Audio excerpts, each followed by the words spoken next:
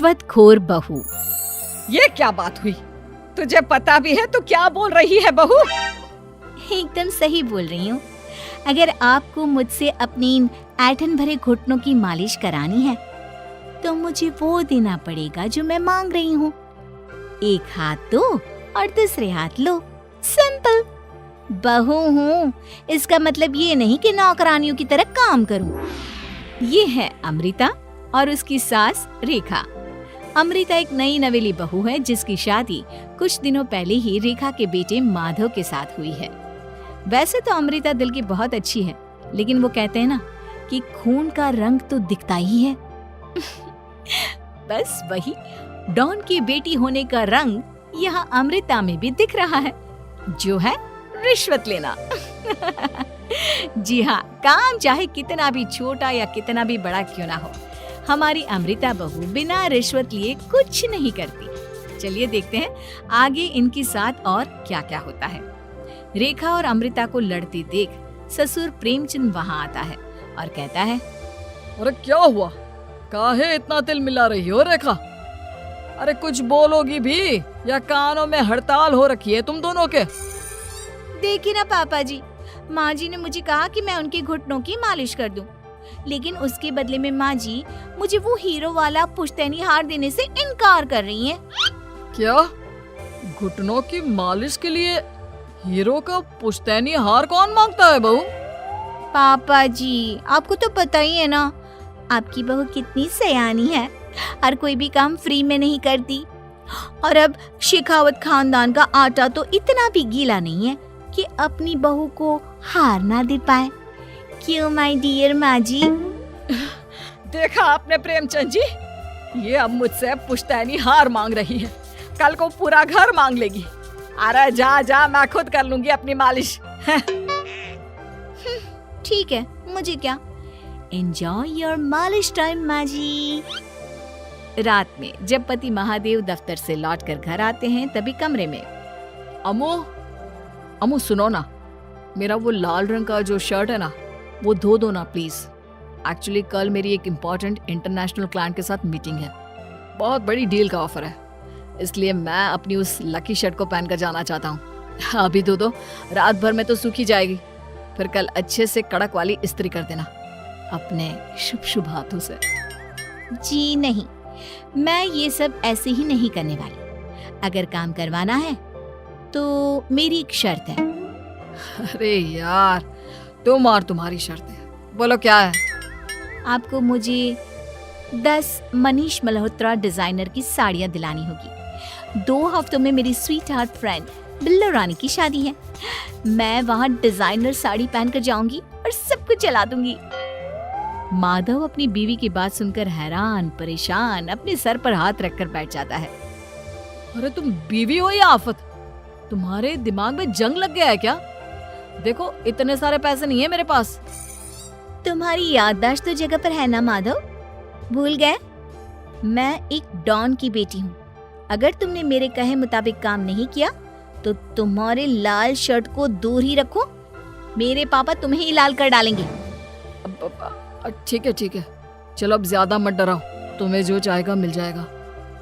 अब ये डर और रिश्वत का सिलसिला यूं ही चलता रहता है और इसी तरह समय बीतता रहता है। एक सुबह सब नाश्ते के टेबल पर बैठे थे, जहां अमृता सबके सामने एक व्हाइट बोर्ड लाती है जिस पर दिन भर के सारे कामों के रेट लिखे हुए थे। अब ये क्या है? टीचर नहीं बनने का इरादा है क्या तेरा? अगर हाँ तो अफसोस, बेचारे बच्चे, उनका भविष्य तो अंधेरे में है। आप लोग बेकार की बातें बंद कीजिए और आंखें खोलकर ठीक से पढ़िए क्या लिखा है। ये आज के सारे कामों के रेट्स हैं।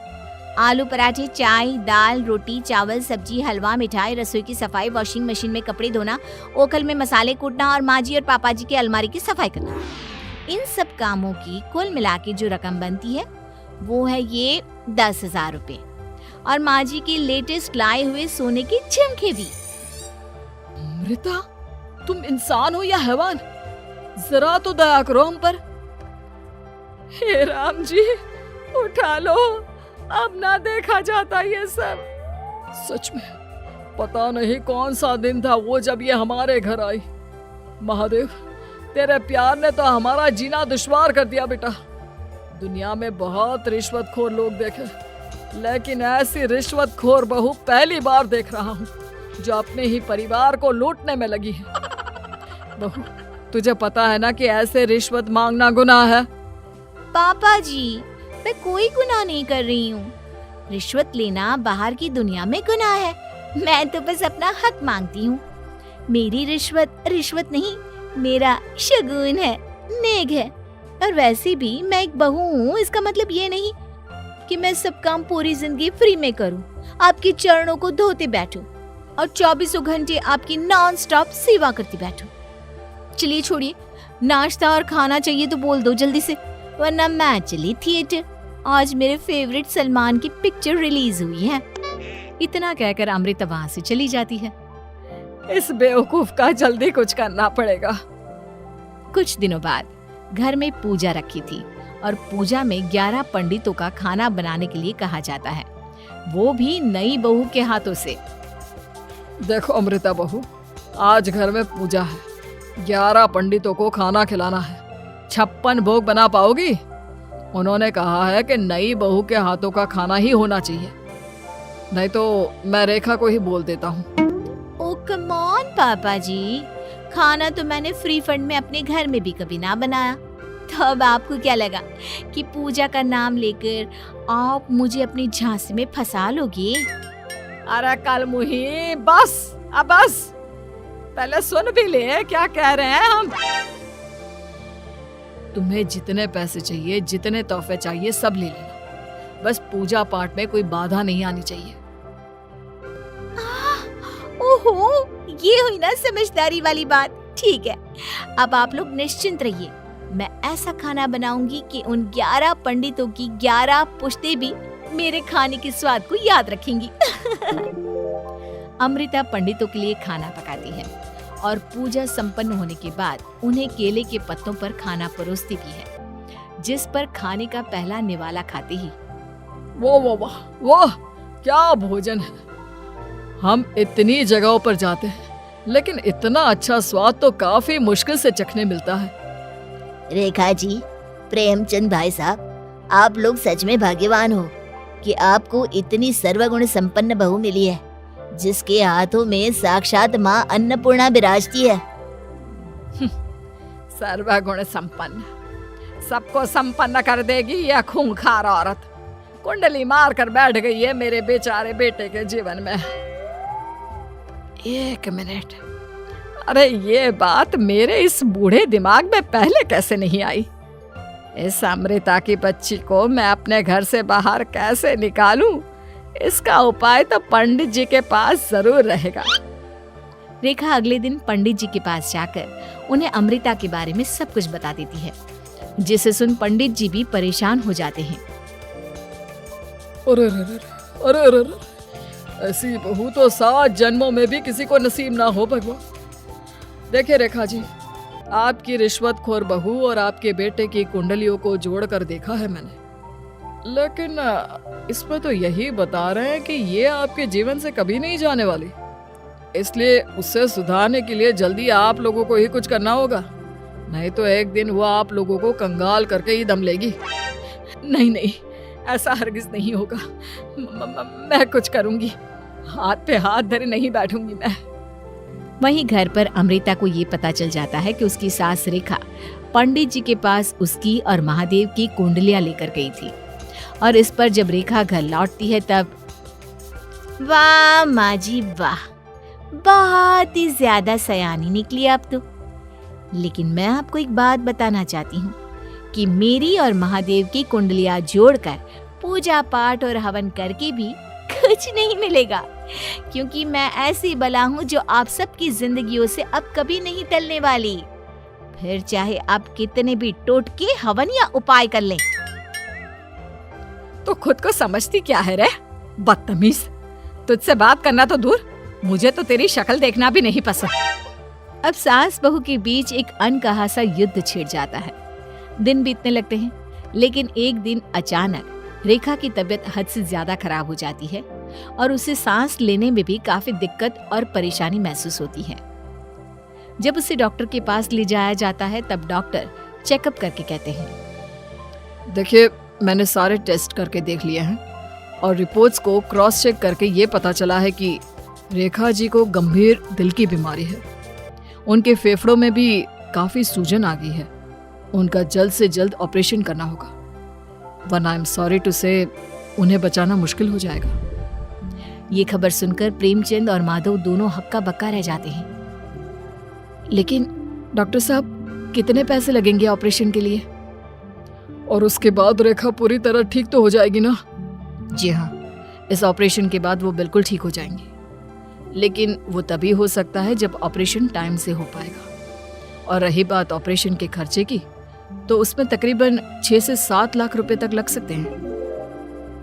जहां एक तरह सब रेखा की तबीयत और ऑपरेशन को लेकर परेशान होते हैं, वहीं घर पर रेखा को बिस्तर पर देखकर भी अमृता के अंदर जरा भी दया नहीं आती। ओ माँ जी, ये अपना फालतू का मेलोड्रामा बंद कीजिए ना आप।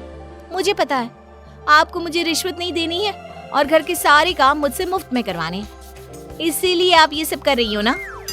सीरियसली अमृता, ऐसे हालात में तुम ऐसी बातें कैसे कर सकती हो? हम यहाँ परेशान हैं कि ऑपरेशन कैसे कराएंगे, बैंक में इतने पैसे भी नहीं है, और तुम माँ को ताने सुना रही हो। अरे अमृता बहू, मैं भला ढोंग क्यों करूंगी? हम 6 से 7 लाख का बंदोबस्त कैसे करेंगे? करेंगे पापा, कैसे भी करेंगे। अमृता, अगर कभी भी जिंदगी में तुमने मुझसे सच्चा प्यार किया है, एक पल के लिए भी सही, तो तुम्हें आज इस परिवार, इस घर की नींव, मेरी माँ को बचाना होगा। हमने अपना सब कुछ तुम्हें दे दिया है, अब तुम्हारी बारी है अपने किए का हिसाब चुकाने की। मुझे पता है तुम्हारे अंदर भी दिल है। अमृता बिना कुछ कहे वहां से चली जाती है और अपने कमरे में जाकर वो अलमारी में से अपनी माँ की तस्वीर को निकालकर अपने सीने से लगाती है और भावुक हो जाती है। माँ, आपके जाने के बाद पापा ने ही मेरा ख्याल रखा, लेकिन उनकी वजह से ही मुझ में काफी बुरी आदतें भी आ गई। शायद मुझे इतना बुरा आपकी गैर मौजूदगी ने ही बनाया। मैंने कभी आपकी लोरी नहीं सुनी, आपकी गोद में नहीं सोई, आपके हाथों से अपने बालों की चंपी नहीं करवाई, क्योंकि वक्त से पहले ही आप मुझे यहाँ छोड़कर चली गई। लेकिन अब मैंने जितना भी इस घर से लिया है, उतना सूद समेत चुकाने की बारी आ गई है। अब मैं अपने रहते अपने प्यार को भी उसी दर्द से नहीं गुजरने दे सकती जो मैंने आपके नहीं होने से सहा है। अमृता तुरंत ही अपने सारे पैसे और गहने माधव को लौटा देती है और रेखा का ऑपरेशन किया जाता है। रेखा ठीक हो जाती है और जब घर आती है तब अमृता दरवाजे पर आरती की थाली लिए खड़ी होती है। वेलकम होम माँ जी, आई मिस्ड यू। पता है कितने दिनों से किसी के भी साथ लड़ाई नहीं की थी मैंने, और ना ही किसी से रिश्वत मिली मुझे। क्या? हमें तो लगा था कि तेरी अकल ठिकाने आ गई है, लेकिन तू तो अभी भी जैसी की तैसी ही है। माँ जी, पूरी बात तो सुनिए। हाँ, ये सच है कि मैं रिश्वत लिए बिना नहीं रह सकती लेकिन अब ना मेरी रिश्वत बदल गई है। अब मुझे हर काम के बदले छप्पी, अपनापन, प्यार और अपनी इस माँ का दुलार चाहिए। ये सब तो हम तुझे भर भर के दे सकते हैं बेटा। पूरा घर एक साथ अमृता को जोर की छप्पी देता है और सब हंसते मुस्कुराते घर के अंदर चले जाते हैं।